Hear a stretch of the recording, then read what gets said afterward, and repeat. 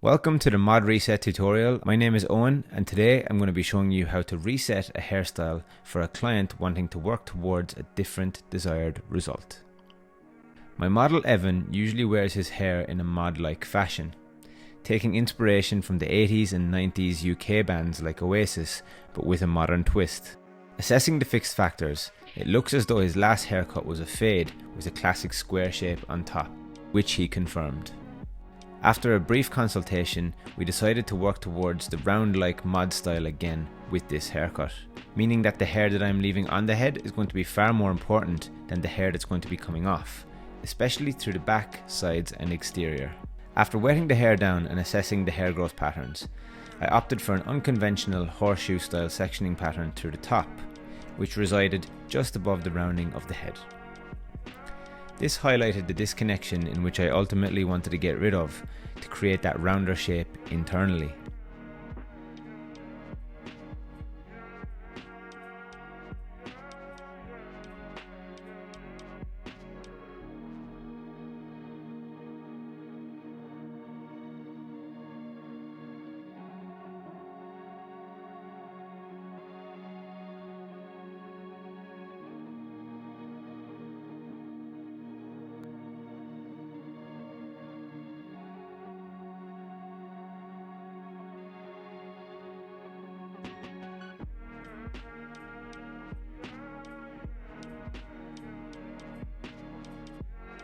Next, I investigated as to where the hair growth at the crown started to change direction. From this point, I then worked forward diagonal sections to the right hand side from the crown to the front hairline. This helped me to connect the current length on the sides with the top, hence creating a round shape and eliminating the disconnection.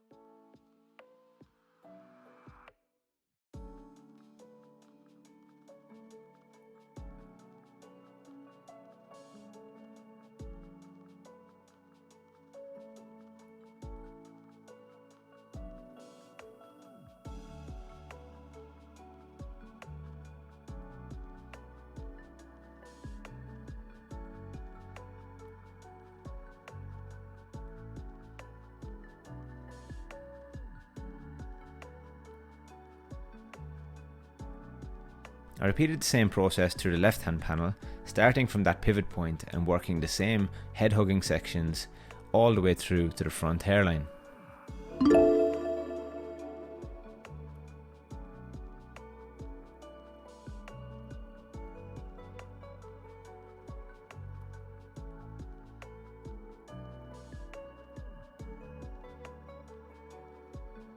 Once both sides were connected, I created a profile guide through the top of the head.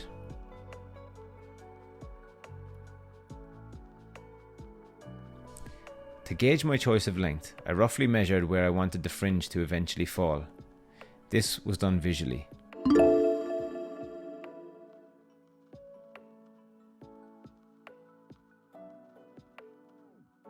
Once my decision was made on my choice of length, I then cut a round vertical line to connect the length at the crown.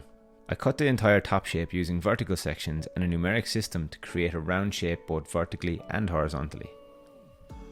Section 1 travelled to meet section 2, section 2 travelled to meet section 3, and so on.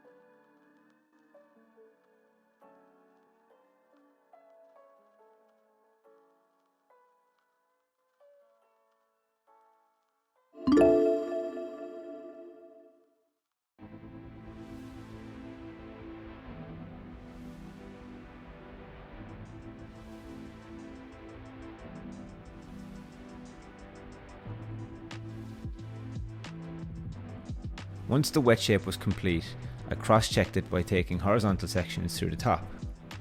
I then used a razor to cut the desired dishevelled shape into the fringe. I did this visually prior to drying the hair.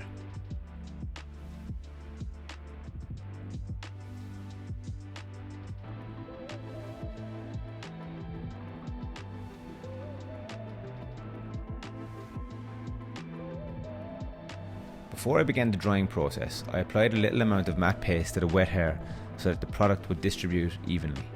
I used my Dyson Supersonic with a medium heat and a gentle air attachment throughout this process.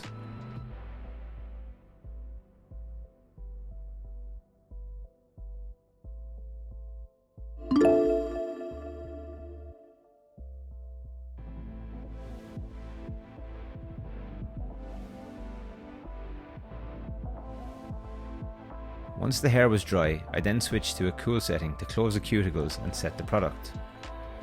The initial goal of this haircut was to create a round head-hugging shape. Therefore, my next step was to blend the sides and top as seamlessly as possible. I decided to use my scissor to achieve this. I started at the connection point between the top and sides, using the wide side of my comb, and worked a classic scissor-over-comb technique through the entire side panels.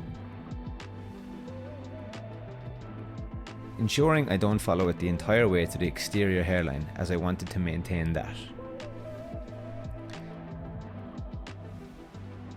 I used a mixture of techniques between classic, point cutting and using texturising scissors to achieve ultimate softness and fluidity.